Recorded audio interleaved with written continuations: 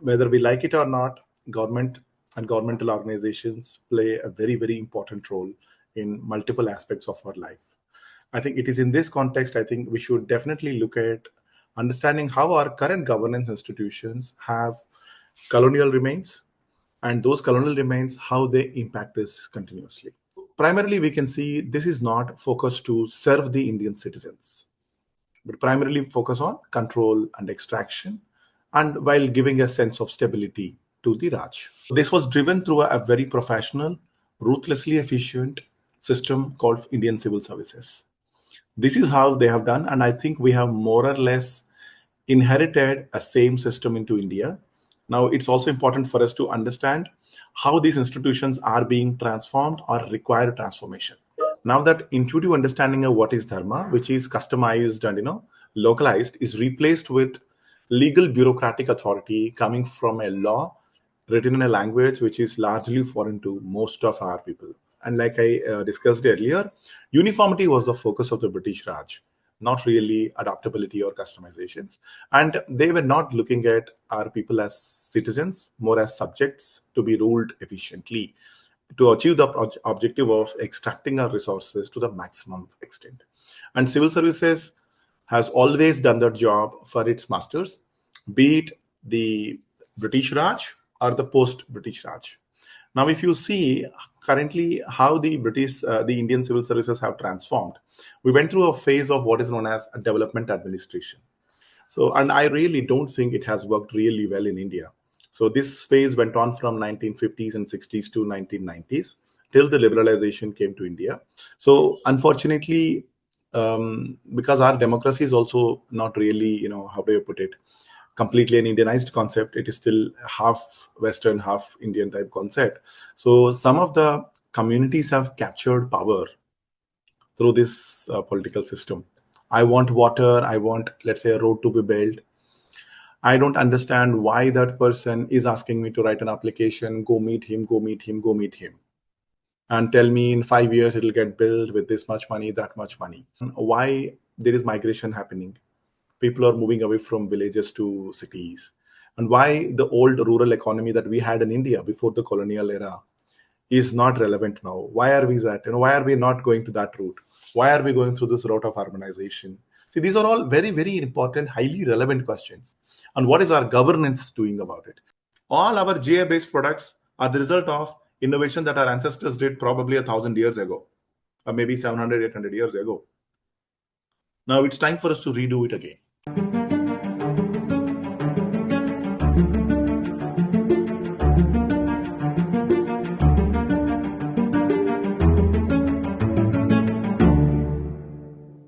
Namaste and welcome to the Brhat Bodha podcast, where we unpack ideas shaping modern India. Today, we are diving deep into a provocative question: how much of India's public institutions are really ours? And how much are we still running on colonial blueprints? From bureaucracy to laws to schools and policing, the British Raj may have left, but they have left more than just monuments behind. So, joining me today on this Bodh podcast is Sri Saikrishna Budamgunta-ji. Saikrishna-ji is an ex-IRS officer and a former member of NCIIPC with a background from IIT and extensive experience in managing complex cybersecurity projects. He is the CEO of Saptang Labs Private Limited and Pinaka Technologies, leading initiatives at the intersection of technology, security, and innovation. He's an expert on governance and its history, giving his background and record that we just mentioned. So he will help us untangle these legacies and how to even propose a solution for it. So I'll start with the big picture, Saikrishna ji. Can you briefly explain how British colonial administration shaped India's modern public institutions? Thank you, Tanya. It's always a pleasure to be interacting with Brhat community. I've been following Brhat for some time now, and I think the topic is also pretty interesting and pretty relevant for the current India, given our Prime Minister's focus on converting India into a Viksit Bharat by 2047. And whether we like it or not, government and governmental organizations play a very, very important role in multiple aspects of our life. I think it is in this context, I think we should definitely look at understanding how our current governance institutions have colonial remains, and those colonial remains, how they impact us continuously. Now, in this context, I think the very relevant to talk about how the British created this administration system and what were their primary focus areas. In my assessment, the primary focus areas of the colonial administration is to control the Indian state, and through Indian state, control and regulate the Indian society so that the Indian society does not rebel or revolt against the colonial ruler. Given that the control is established, then the second priority was to extract resources to serve the imperial objectives of the British and ensure that there is stability in the law and order space and others. So, primarily, we can see this is not focused to serve the Indian citizens, but primarily focus on control and extraction, and while giving a sense of stability to the Raj. Now, given this broad context, the Britishers have designed it to be highly centralized, and they have standardized multiple aspects of governance. So, like we all know, India is a very large subcontinent. So it has created some sort of a unified hierarchies, unified structures, codified laws, to build a centralized system and emphasizing more on uniformity rather than customizations or local adaptations required for each of the varied geographies in India. And like I said, it's a centralized system, so the logic and decisions always flow from top to bottom. And compliance is expected from the bottom, not initiatives or ideas or any other methods. So this was driven through a very professional, ruthlessly efficient system called Indian Civil Services. This is how they have done, and I think we have more or less inherited a same system into India. Now, it's also important for us to understand how these institutions are being transformed or require transformation. So that I think we will discuss in the subsequent questions. Over to you, Tanya. Sai Krishna ji, it's interesting you mentioned the Indian civil services specifically. And as we understand, it was imported as it is when the British left. So, do you consider, because this is the heart and soul of every activity that goes on in the country, do you consider the Indian civil services to have the heaviest colonial blueprints or fingerprints even till date? And what changes do you see have been made post independence in the structure, etc.? So yeah, Indian civil services continue to remain as the steel frame, as envisaged by the Sardar Patel ji. So he has been a very strong backer of Indian civil services, and till date, Indian civil services sees Sardar Patel as the role model or an icon who inspires the civil services ecosystem to be what they best can do. But we still have to understand the fundamental difference in the way the India was run before and in the way India was run by the Britishers. In the earlier systems, we had legitimacy coming from an intuitive understanding of what is dharma. Now that intuitive understanding of what is dharma, which is customized and localized, is replaced with legal bureaucratic authority coming from a law written in a language which is largely foreign to most of our people. And like I discussed earlier, uniformity was the focus of the British Raj, not really adaptability or customizations. And they were not looking at our people as citizens, more as subjects to be ruled efficiently, to achieve the objective of extracting our resources to the maximum extent. And civil services has always done that job for its masters, be it the British Raj or the post-British Raj. Now, if you see currently how the Indian civil services have transformed, we went through a phase of what is known as a development administration. So, and I really don't think it has worked really well in India. So this phase went on from 1950s and 60s to 1990s till the liberalization came to India. So government simply looked at the private sector and the government sector and realized the Indian government structure is far more modernized and well equipped to execute instructions and execute vision than the private sector, which was, I think I would say, in all honest assessment in 1950s and 60s was very true. But Indian leadership has also made a clever call not to empower the bureaucracy too much. So, and that is also primarily because we have a very strong leadership, which who came from the background of judiciary and deep understanding of constitutional law and others. So they always ensured that the Indian bureaucracy, which had the imperial, how do I put, origins, do not enter into the spaces of civil rights and others. So we had a very delicate balance of power between the political system and the bureaucratic system. But the bureaucratic system, I don't think ever truly was designed to execute the aspirations of the political leadership, which is why the political system wanted development. But all that bureaucracy could deliver development was more like administering law and order or justice. So not really connecting with the population or trying to understand, which unfortunately through a structure it did not really support.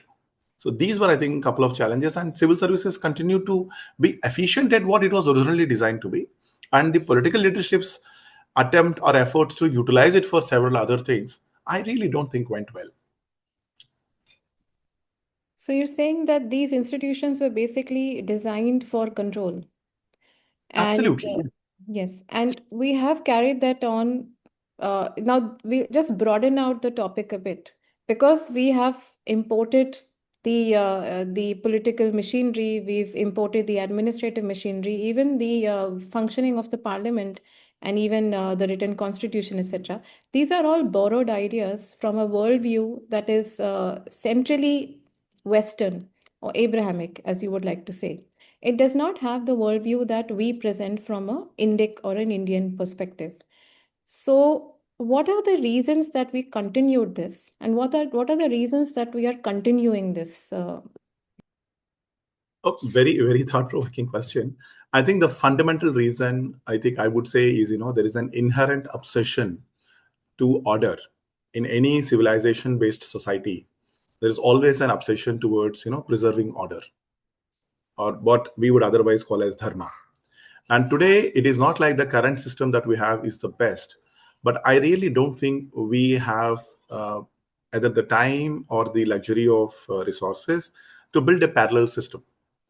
Now, that at the same time, we can still see the old system, which was replaced by the colonial administrators, still exist in some form or another. Like, for example, we still have gram sabhas, local sabhas, local methods of dealing with dealing with justice. We may not endorse them, and they may not be really in tune with the times. Like, for example, the local panchayats, local communities created systems, they still exist. They were the forms of governance that we had before the Britishers replaced those systems with this design of civil services and bureaucracy. So those mechanisms still exist. They need to be how do I put it, modernized, or I think maybe Indianized, or rather the Indianized a bit better, and then integrate into the current world. So till that systems are mature, I think our political leadership also understands that we really don't have much choice except sticking to the civil services or the IAS, IPS, same mechanism that they have designed.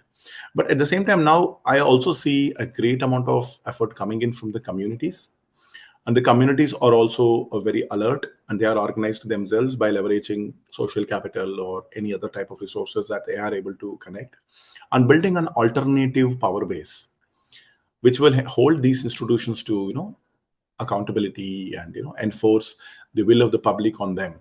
So some sort of a very effective type of mechanism is developing. I could see it clearly coming up with every possible year, like the India that we saw, where the citizen activism or the type of control assertions that citizens used to make on the bureaucracy have drastically increased in the last 10 years. And the political leadership is no longer protecting the bureaucracy, and in fact they are also submitting to the will of the public. This, I would say, is a good development that we are seeing in the times. And I also say that the civil services broadly, however we may say that it's a foreign context, it also has some local roots. Like, for example, even in the Guptan time, we used to still call the district headquarters as Vishayapati, but the nature of the role has changed. Like, the Vishayapati was supposed to be a local servant, serving the local monarch, or serving the people and the local grama sabhas and others.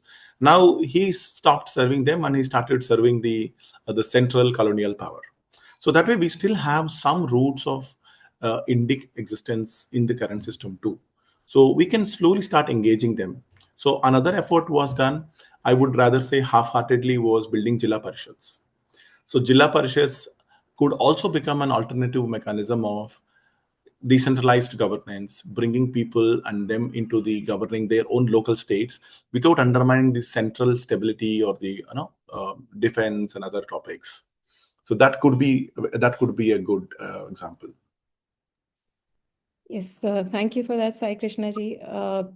So, who exactly benefits from these institutions? Who is the immediate, beneficiary of it? And what exactly do you think, uh, if you go on to that question, who benefits from these institutions the most? See, I think I would say honestly, the state benefits generally the people who control it, and the political leadership is the one which controls it, and the communities that control the political leadership naturally are in a better position to take advantage of the state, and that is how it happens. You can see how one community benefited during the rule of Samajwadi Party in UP. Some similar things happen in many other places. So unfortunately, because our democracy is also not really, how do you put it, completely an Indianized concept. It is still half Western, half Indian type concept. So some of the communities have captured power through this political system. But the beauty is the political system also has a reset button after every 5 years. So then another community comes. But what we are seeing in the last 15 years is the the group of people who benefit from this state, the operations of the state through bureaucracy and others, have also democratized. So today you can see people voting across the community lines. So not may not be across the religion. In some cases, I would say even across the religion lines, for good governance, for moving forward, for looking at development, looking at benefits, and a careful balance of regulating bureaucracy and careful balance of strengthening certain components of bureaucracy. Both, like you can also clearly see this diversification coming, and people are welcoming that.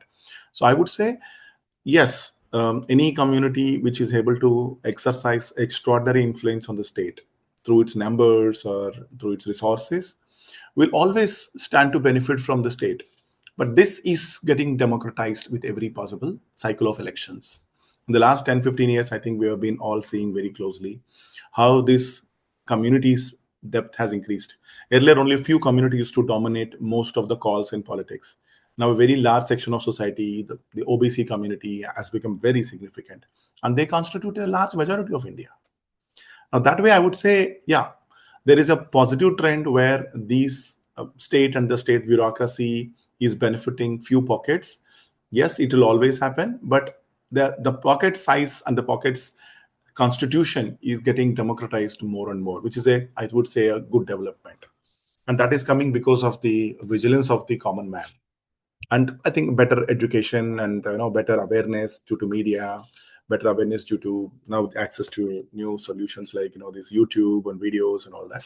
They have built this vigilance, power to in the hands of the common man. Yes. So, Sai Krishna ji, I would like to now move to, like, Gandhi said that India lives in its villages. The soul of the country is in the villages. Not only him, most of the colonial administrators who came here, they looked at the village with such awe and such, a kind of inspiration that they derive from it. And when you mention the common man, I think most of our population is living in these so-called rural or urban rural areas, the transition. So, in one of your earlier talks that is there on YouTube, you talk about how the panchayat system, you mentioned the Zilla Parishad right now, and how some changes can be made to it. But you also advocate for a system that is autonomous and that is, coming from the local roots, which you mentioned, like, you have the CARPs and you have the various traditional panchayats that are still functioning side by side the quote unquote democratic panchayati Raj institutions, which came in by the 73rd and 74th amendments.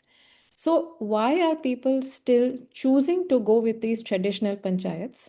What is the reason for the non performance and non functioning of these democratic constitutional amendment made Panchayati Raj institutions? And how do you see both of them? And what is your opinion on what the state can take back from this?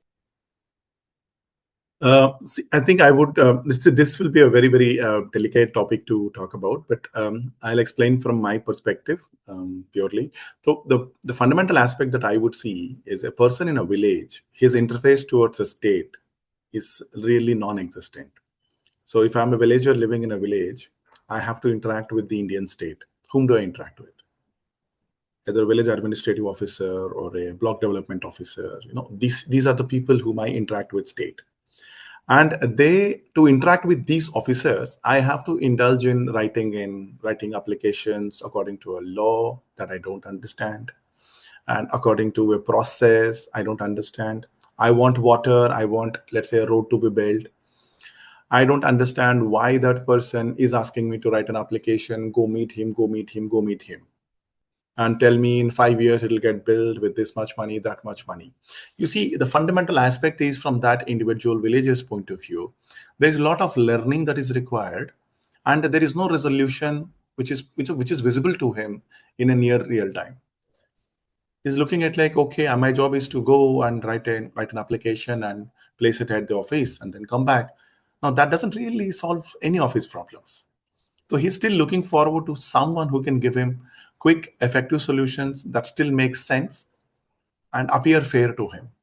Now, this requirement cannot be met by a lengthy process of judiciary or a lengthy process of elections, other things. So this gap still remains. And it is in these matters, the local panchayats are very effective. Like someone has not paid the money that is due to you, or someone has damaged your property, stole your cow, or damaged this. So the local landlord or the local respected people, not necessarily a landlord, can adjudicate and settle the matter between them.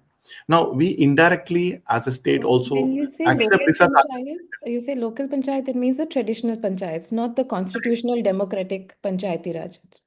like I said, the constitutional democratic Raj is stuck in its own paperwork. Like I said, the whole bureaucratic system in India is dependent on uniformity. So there has to be one constitutional amendment to cover whole India. The design of the Jilla Panchayats and design of the regulations, functions, everything is uniform. Now, most of the people are not even familiar with that process of application, waiting, the whole bureaucratic experience, that you go through when you go to an office. You make an application, someone will write comments, then the file will move to get to the top, and someone takes a decision, again moves down, down, down, and then finally another process is started. At the end of the process is a road built, or someone punished for stealing my cow. So you see, this whole experience is something that doesn't make sense to the villager sitting in the village. You would rather go to a local panchayat, local village elder or whoever it is, and tell him, yeah, he stole my cow, please punish him. And that fellow the local elder will call both the parties and ask them, did you do it? Yes, I did it.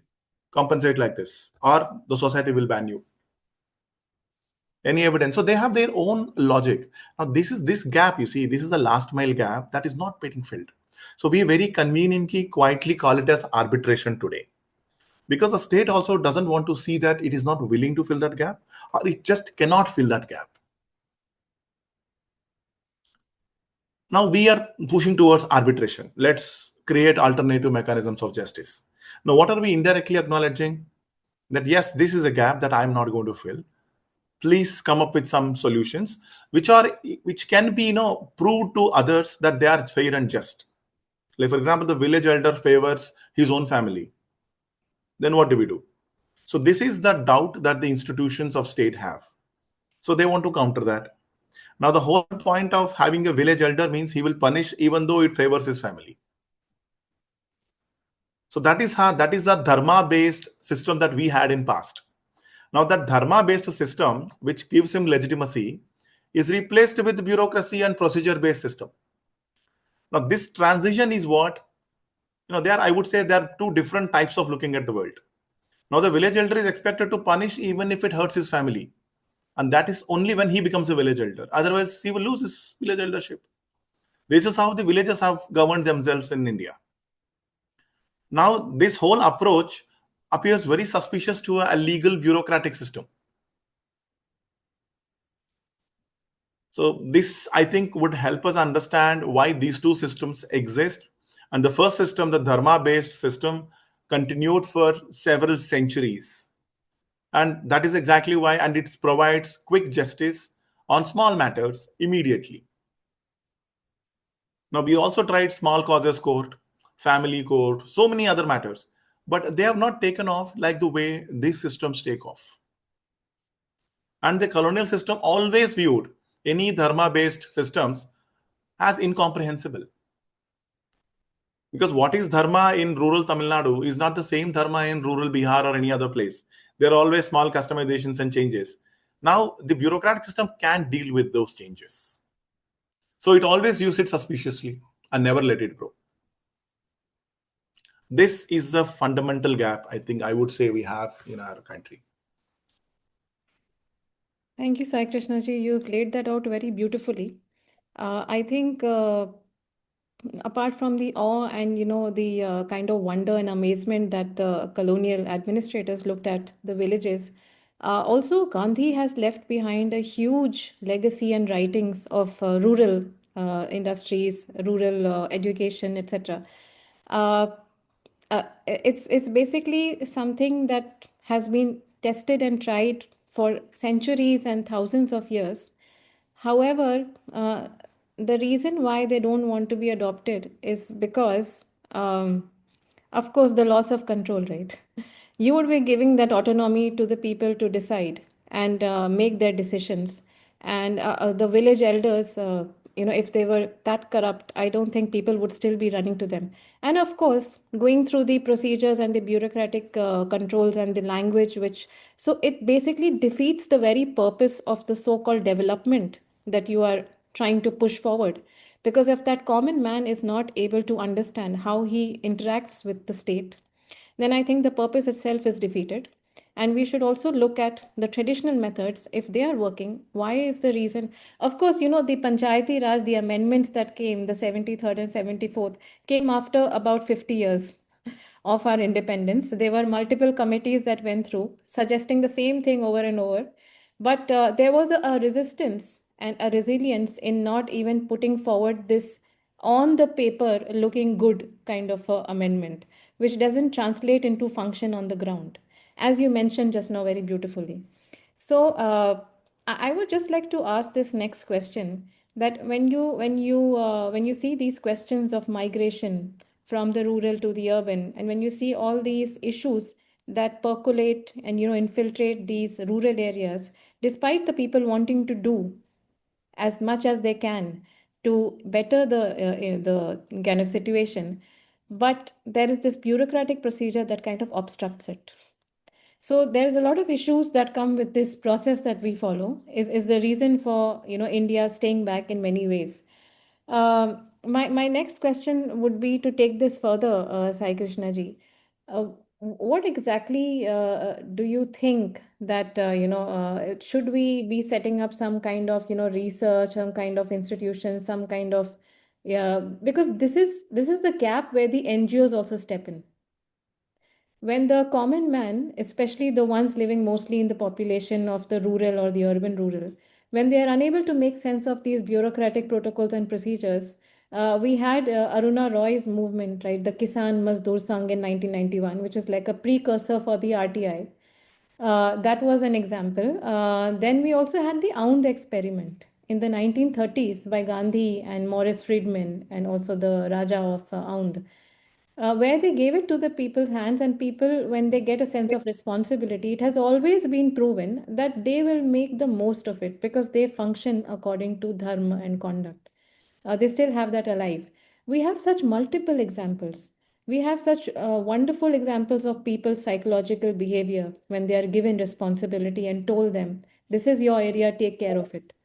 Why do you think this Western scientific approach and the what you call the empirical studies and the case studies and examples don't pick up these, and why doesn't the state then kind of want to do a pilot or implement this and see how it goes? Because for every small thing the villager still has to look at the state, right? It's a long thing, but yeah, please go.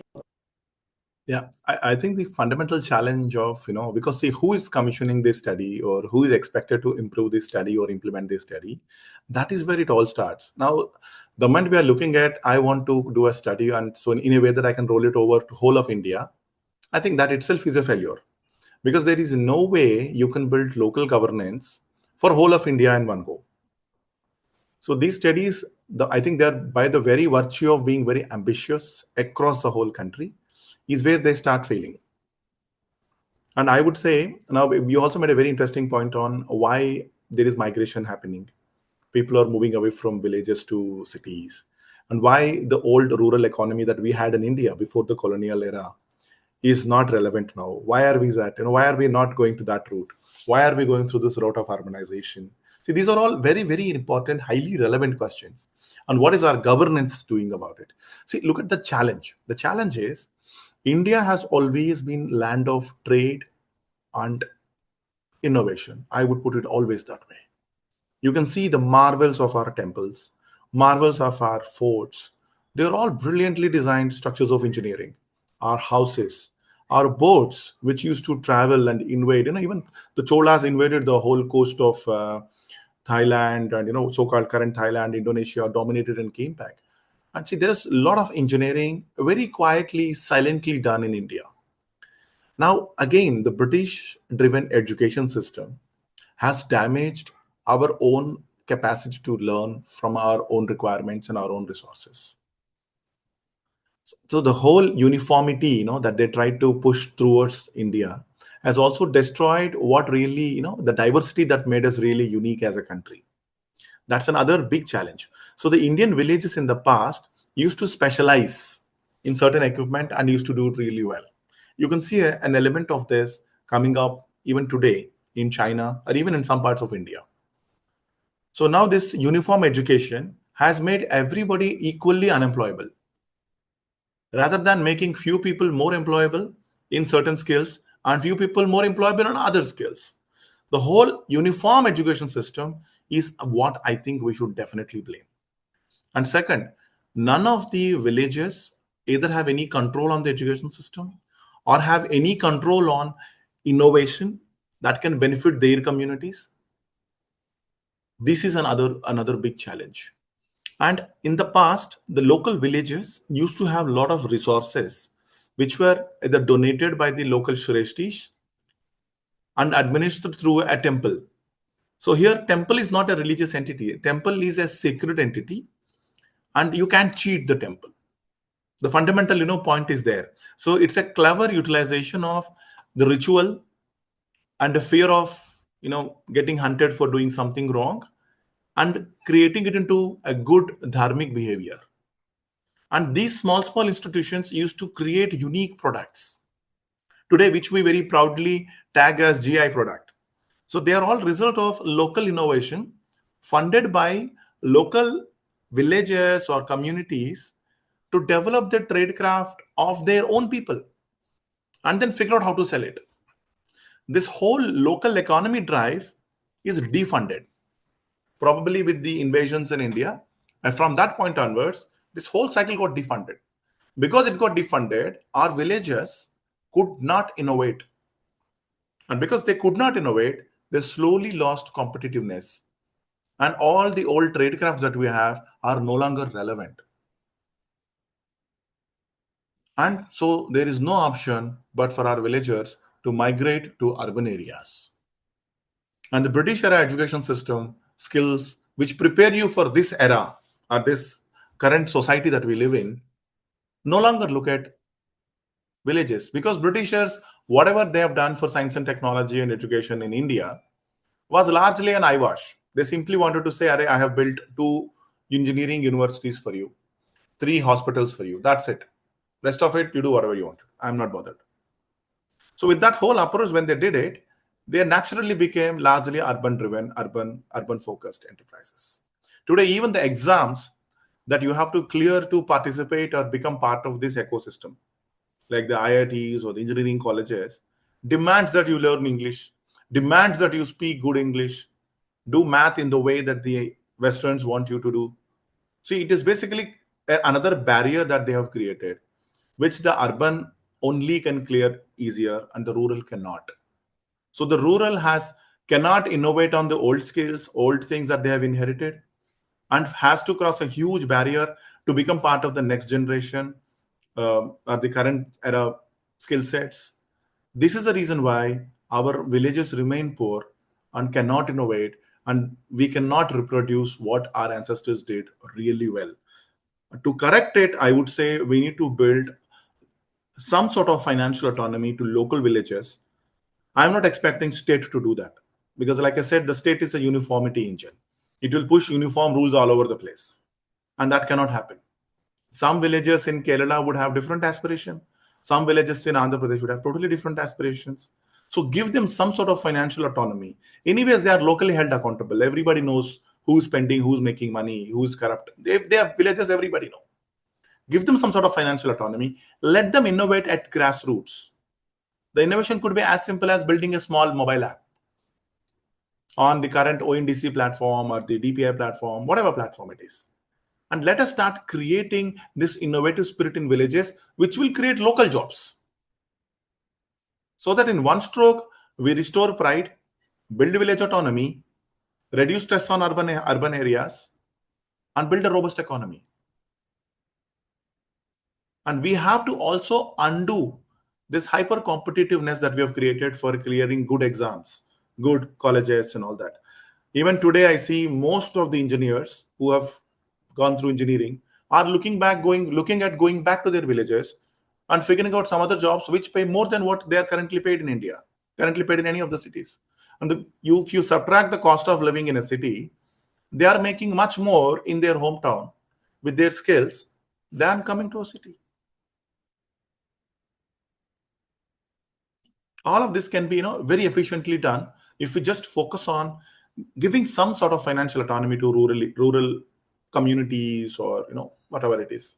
I think one good direction was this new scheme that the honorable prime minister has created, the CGTMSC scheme, where the government gives a guarantee for MSMEs to banks up to 10 cr. It's a fantastic scheme, and I believe that's a great step in the right direction. So just create autonomy and some sort of financial freedom to local villages. They will do wonders. And India, we always have that sense of dharma and commitment in our blood and in our society, in our culture. All when it is a small incentive that will give hope. All our GA based products are the result of innovation that our ancestors did probably 1,000 years ago, or maybe 700, 800 years ago. Now it's time for us to redo it again. Yes, thank you, Sai Krishna ji. That was so wonderfully explained. It's interesting how you kind of intersect these issues at education, at the economy, etc. Everything, because they are all interlinked, as you said. The education is such that everybody wants to go for a urban organized sector job, which constitutes just about 30 or 40% of the entire economy. The rest is the what we call unorganized sector. I think a lot of wonderful books have been written on it, by wonderful professors like India Unincorporated and Caste as Social Capital.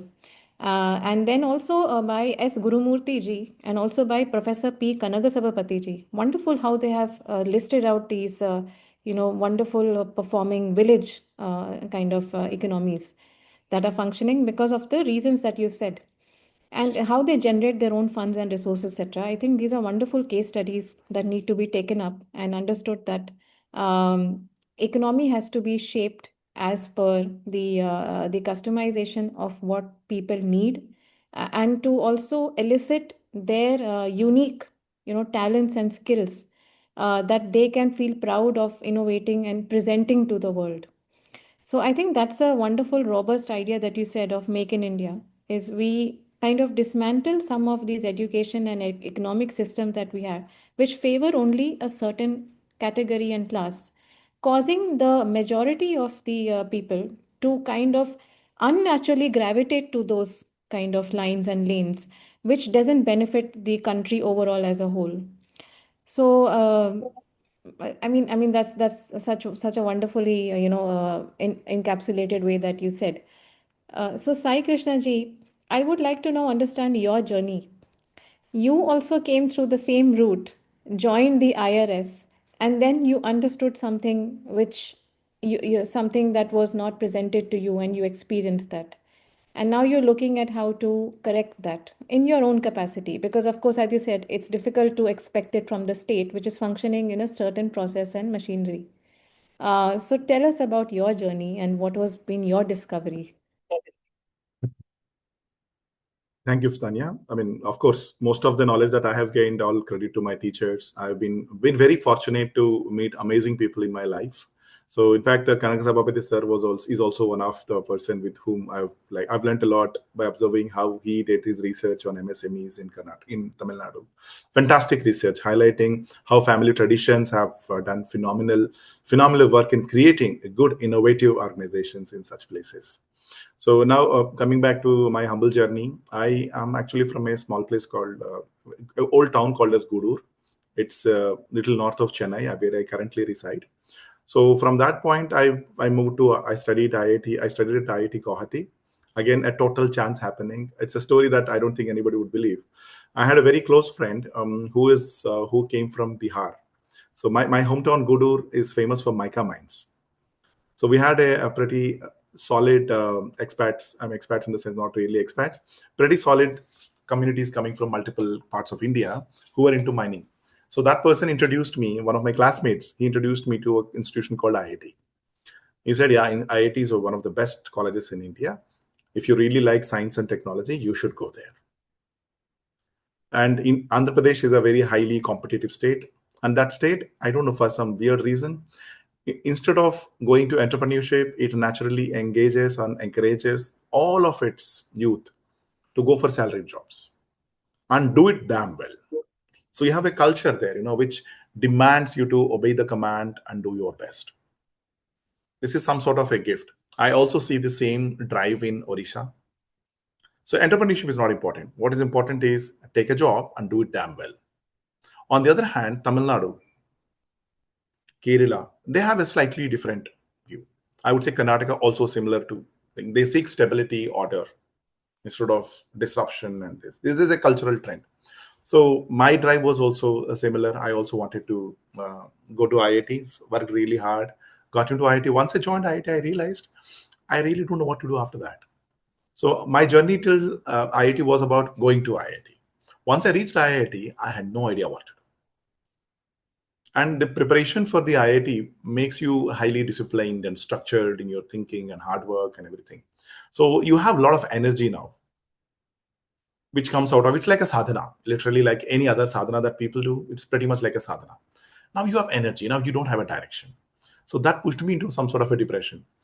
So at the end of the depression, I realized I would rather have a larger purpose in life, which will continue to guide me rather than feel hopeless, don't know what to do types. So that moment I started reading about India. And IIT also gave me a brilliant insight into, how income inequalities, how geography, all of this. And I was very lucky to study in IIT Guwahati, which is completely an exotic place. Pretty unlike what I've seen in every sense of that word. And that time, the whole Ulfa rebellion, all that was going on. So it was a totally different security environment that I walked into. I've never seen a point 303. I've seen people carrying AK-47s, assaults, and the whole Guwahati railway station is in the middle of a army cantonment. It was a totally different experience to me. And I have seen people who could spend my dad's 3 month salary on one day's party. I mean, imagine processing these type of sudden, truths that you see. And you start wondering, why is it like this? Why is this place like this? Why is India like this? And when I went there, people started asking me, you Indians. I was shocked. What are you? You're also an Indian. So one of them said, do I look like you? He had slightly mongoloid face look. Then thankfully I had another Bihari friend. I said, do I look like him? He said, no, we are from India. Why not you? So all this was a very different type of experience that I was suddenly exposed to when I went to IIT.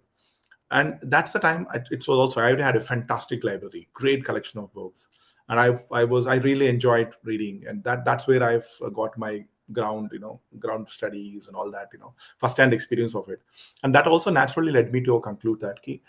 India became backward because we could not digest science and technology. We lacked institutions which could create and digest science and technology. And why is that? How is that happening? So my life's purpose I built, whatever it is in my life, I will either try or die trying building science and technology ecosystem in my country. This is a single reason why we became backward. So from that point, rest of my life was a straightforward story. So I sit and see, okay, will it help me achieve this objective? I go ahead and do it. Sai So Krishna we, ji, I just want to just interject here. When you say science and technology, it doesn't really only mean the Western science and technology. You also talk about the Indian.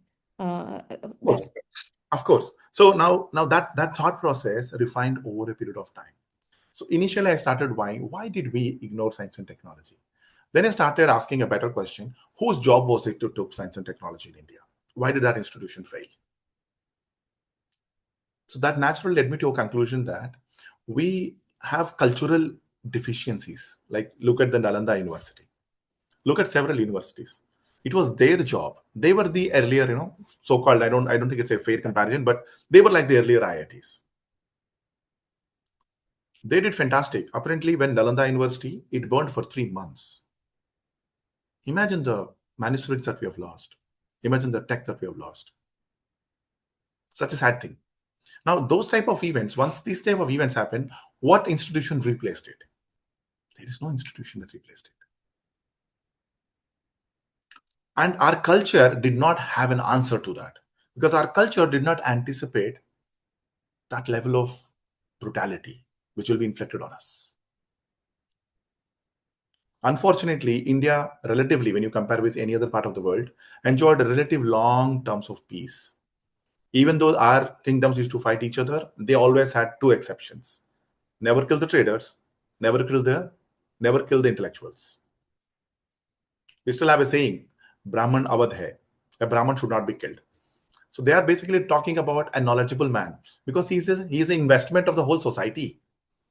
He's not producing, he's not doing agriculture, he's not doing traveling, he's not creating any skills.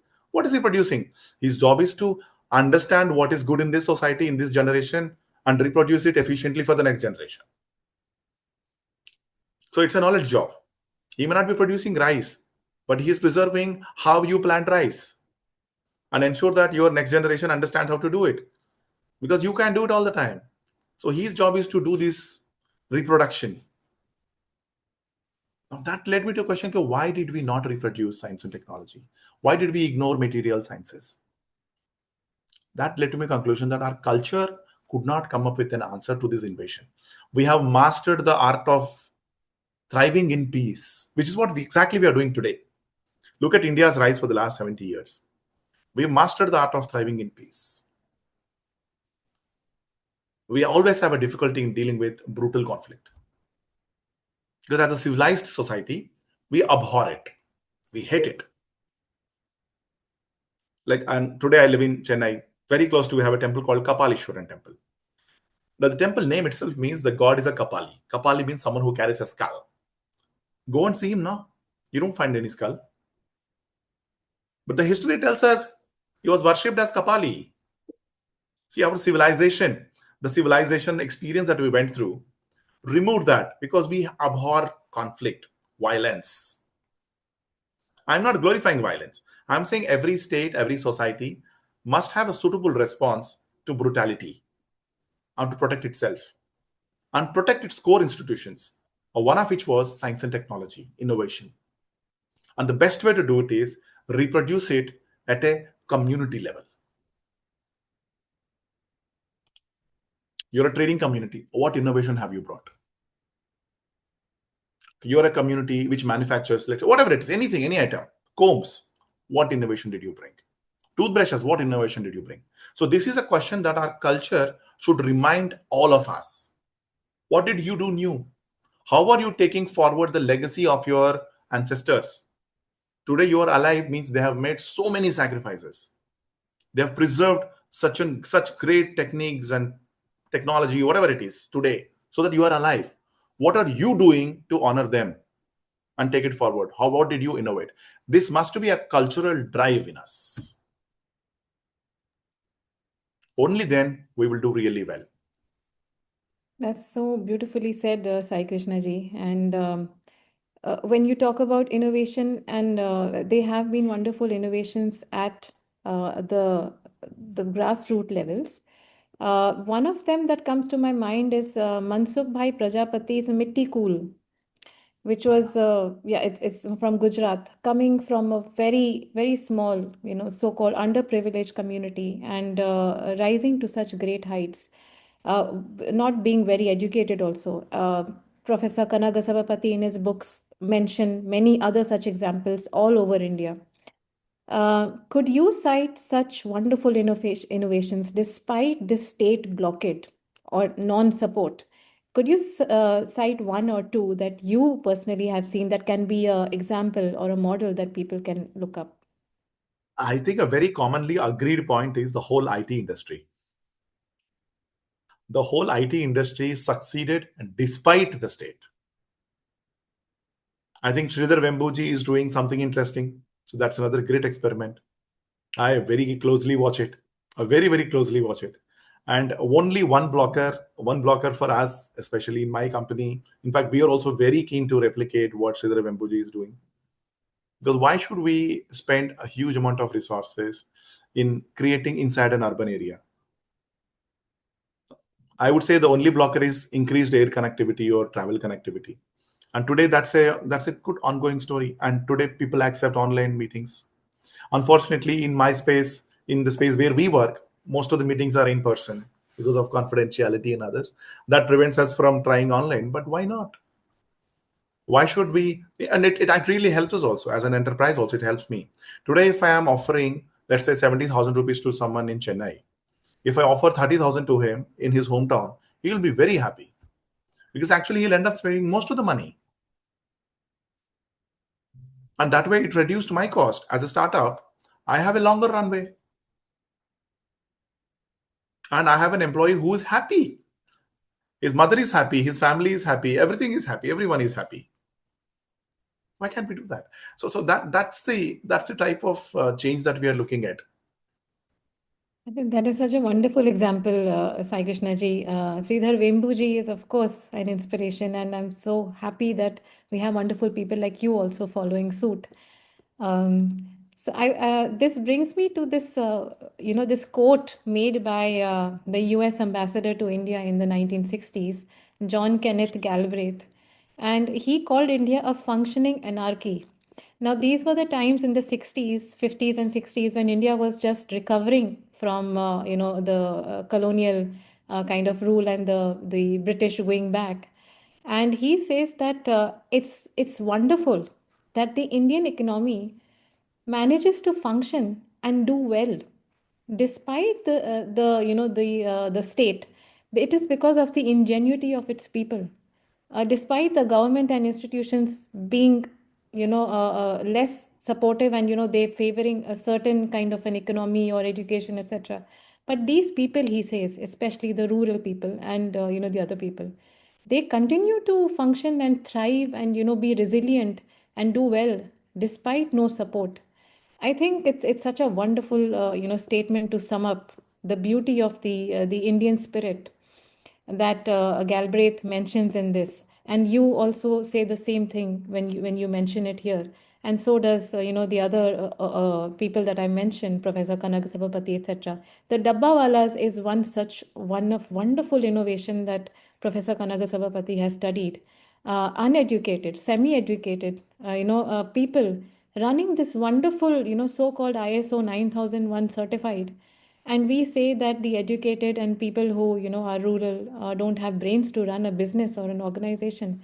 So there are multiple examples that lead to the conclusion that give them financial autonomy, give them decision making autonomy, and you just support or be a facilitator and let them customize it according to the region and the economy, etc.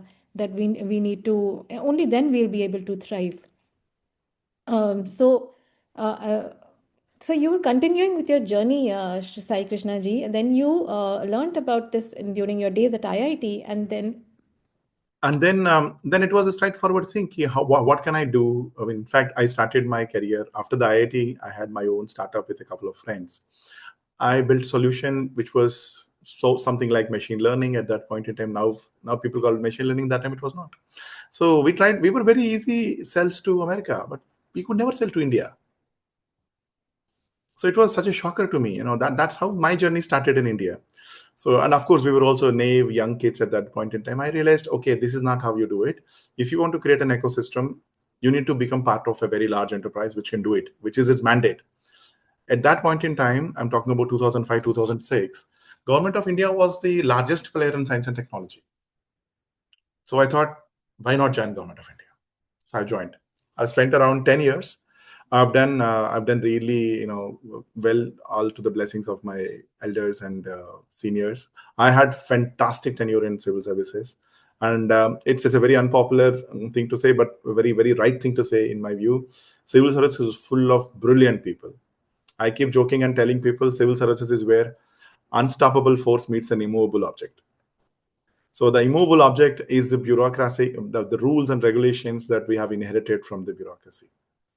So I've spent a fantastic tenure there. We did whatever best we could, and I always felt that actually I could do more if I can muster my own resources. And on one fateful day, one of my senior officers casually told me, "Arey, you understand more about our country's requirements and this than these foreigners who are trying to sell stuff to us, and you know that what they are doing, anybody can do too. Why is it that we don't have companies which do this?"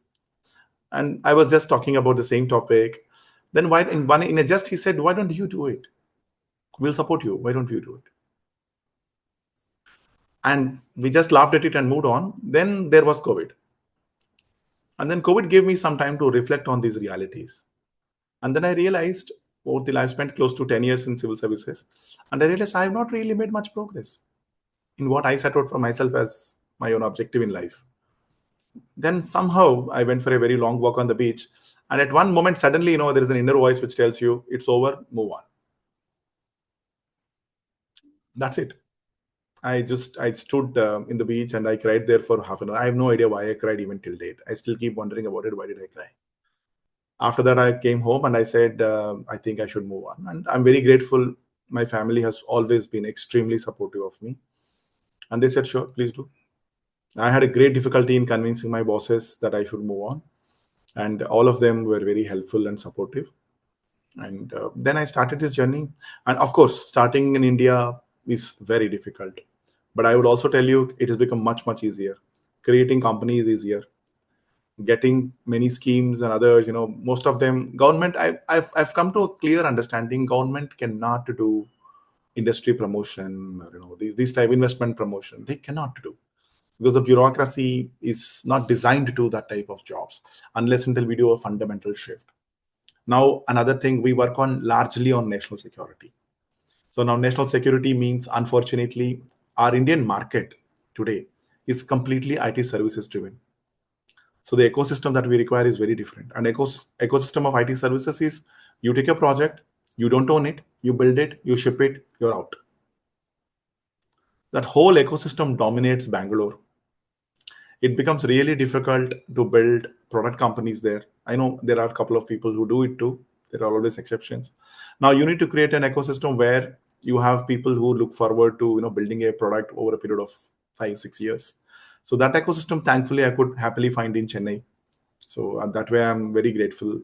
Tamil Nadu has always been very kind to me, even though I'm a Telugu speaking man. I'm very grateful to Tamil people. I'm also very grateful to Assamese people who education, who gave me education, and I see a sense of rebirth coming to that place. And of course, I'm grateful to India for making all of this possible in my small life. And now I have a fantastic, good team because it took us 4 or 5 years to understand what is national security. Now, understanding is different from my organization understanding it, and that's a way difficult task. So I understand very clearly what building an ecosystem would mean. Probably it will consume my whole life, and I'm very happy to give it away for that. So that is how I think I would say thank you to my country, which has fed me, kept me alive through all this. I come from a very humble background, and coming this far is simply not possible without the support of my country and my state. So they have done fantastic for me. And this is my humble way of saying thank you to them. And I'll be very happy, in the words of George Bernard Shaw, when I die, I want to feel that I'm all used up. There's nothing more left to give. Then I would say it's end of it. That is a wonderful journey that you described, Saikrishna ji. Um, I just feel that I have so many questions, but you have a short, you're short on time. But I'll just ask you, one or two more questions, and then we can end the conversation. So, Sure. when you talk about it being IT services sector dominated, and it's the whole kind of entrepreneurial shift, because now it's become easier to set up a startup or all these things.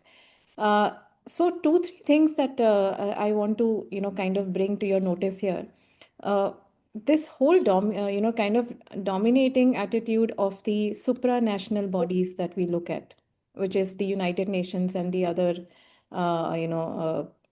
such bodies. Of course, the United Nations the most, and that is also dominated by a few countries.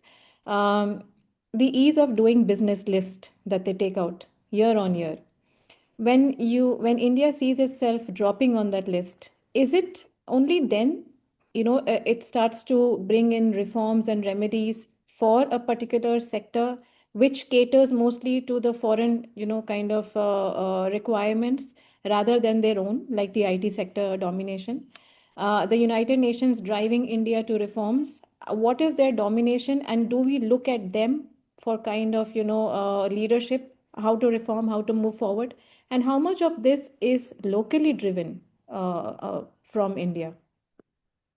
Very insightful question. Let me connect back to the comment you made about Janakinath Galpriya. India is a functioning anarchy.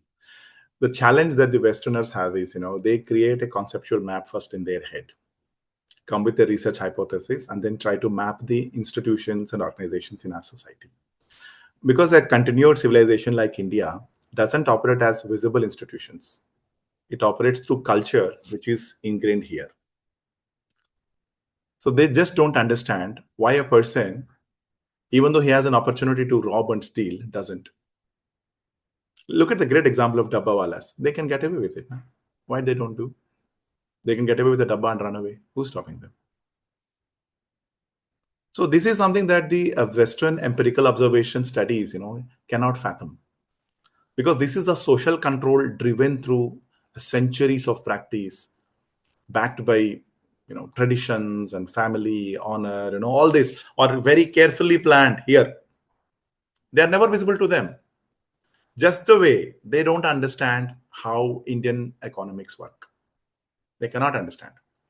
So all their benchmarks and metrics, they don't understand how Indian institutions function because they can't find them and name them. I had a very interesting interaction with Gorkha Rifles. I was with them for 2 weeks training. So the reason why a Gorkha fights so valiantly is not because he loves my country. He's from Nepal, but he's willing to die.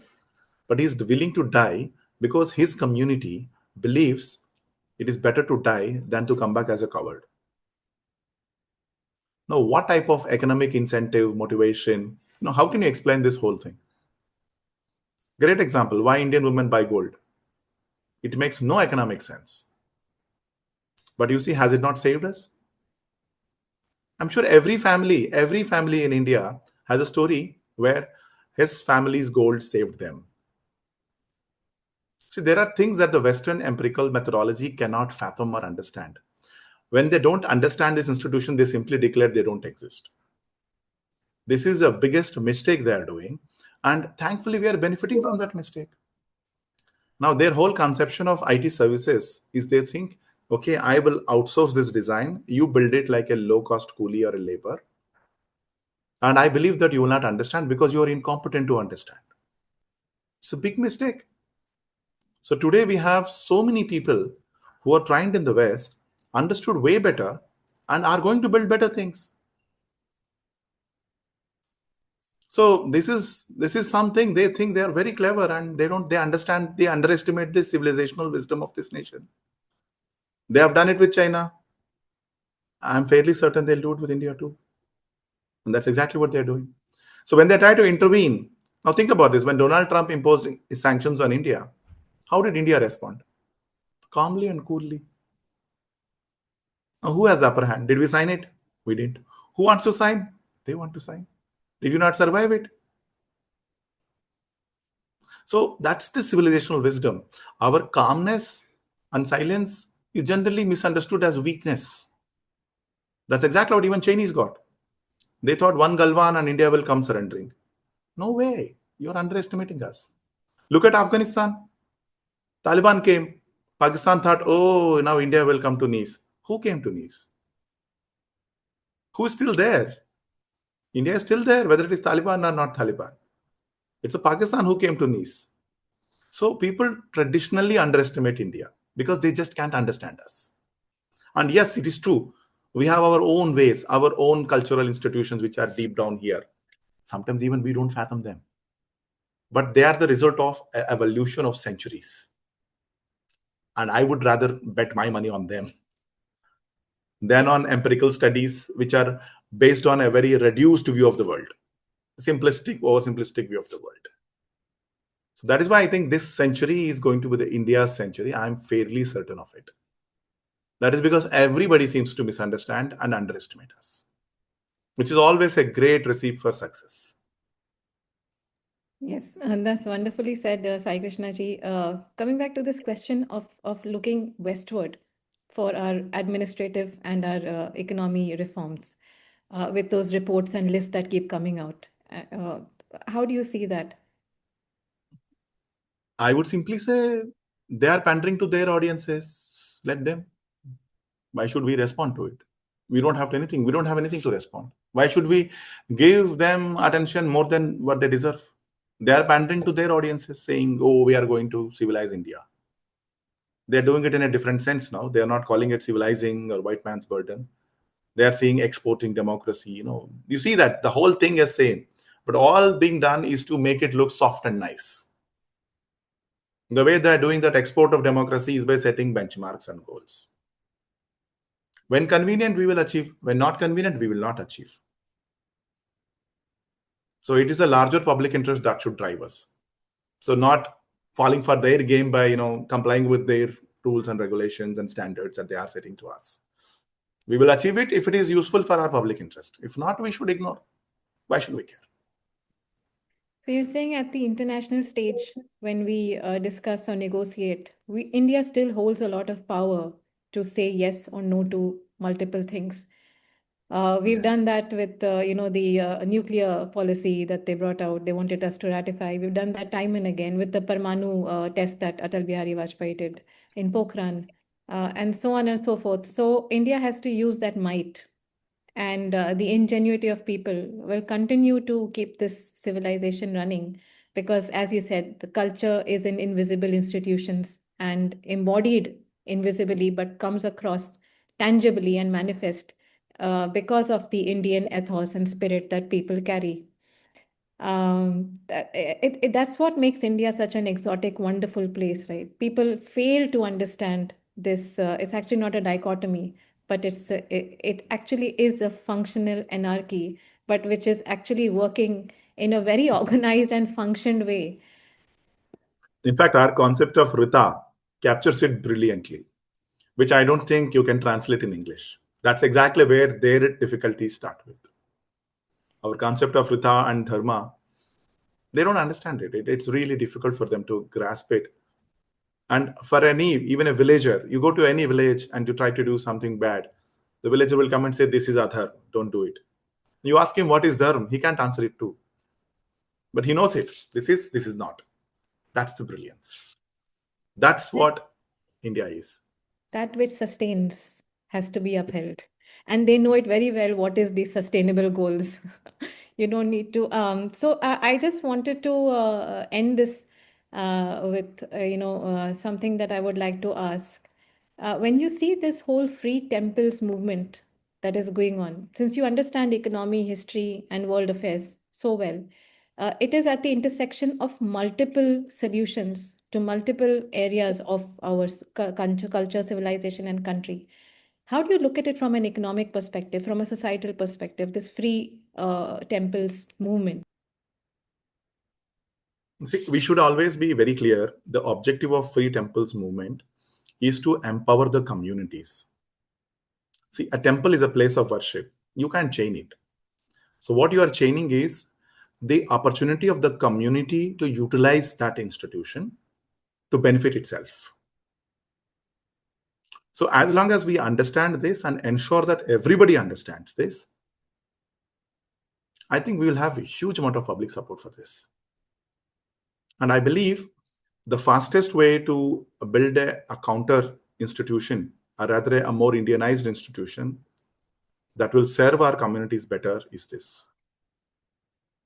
Today, you can see Tirupati as a great example. TTD, you can see how TTD maintains Tirumala temple premises, a Tirumala temple in itself. It's a phenomenally wonderful thing. So our communities have their own wisdom on how to run things. All they need is an anchor. If a temple can serve as that anchor, why not? Why is the government trying to stop it? Because government, at least the colonial government, very clearly understood this. The temple can become an anchor for the community to empower themselves and build a political power against it. So that's the reason why they regulated it. And I think it's high time we stop being shy or worried about it and start unregulating temples. Let the communities own them and run them the way they want it. So they have their own sense of legitimacy and right and wrong. So I think it should be presented as a move to empower the communities rather than a religiously driven agenda targeting someone else. No, it's not. If the Muslim community can utilize Waqf board and others to regulate themselves, so why not the Hindu community or the other communities? So it's an empowerment issue, not a religious issue. As long as we get that right, I think we should achieve it. Yes, that's wonderfully said. Thank you, Sai Krishna ji. This has been a very, very insightful conversation with you. And we look forward to having more such conversations on different aspects of the economy, of the governance, of world affairs, security, etc. I hope you'll take out time from your busy schedule. You're doing already a lot for the country, and I hope you keep doing. So, to wrap up, we've traced the threads of the colonial legacy of across bureaucracy, education, and public life. So, while this history shapes us, we also have the power to think, adapt, and create institutions that truly serve the people of any country, any civilization, any culture, and it should be indigenous and customized to the greatest extent. So thank you, Sai Krishna ji, for your wonderful insights, your journey, and the solutions that you propose for all these issues that we've discussed. And thank you to the listeners. So keep questioning, keep learning, and keep imagining a post-colonial India that works for all, truly from the grassroots and serves everybody. Follow us on our different social media platforms. I would request all our listeners and viewers and share your thoughts about this conversation, about other Bodha conversations that we've had in this podcast playlist, and keep reimagining India's institutions, India's traditions, India's rituals, and that's what we call IKS. The spirit of inquiry has to keep burning. So thank you, Sai Krishna ji. Thank you. Thank you. Thank you, Tanya. It's been a pleasure and an honor. Looking forward to further conversations. Thank you. Namaste. Thank you. Jai Hind. Jai Hind.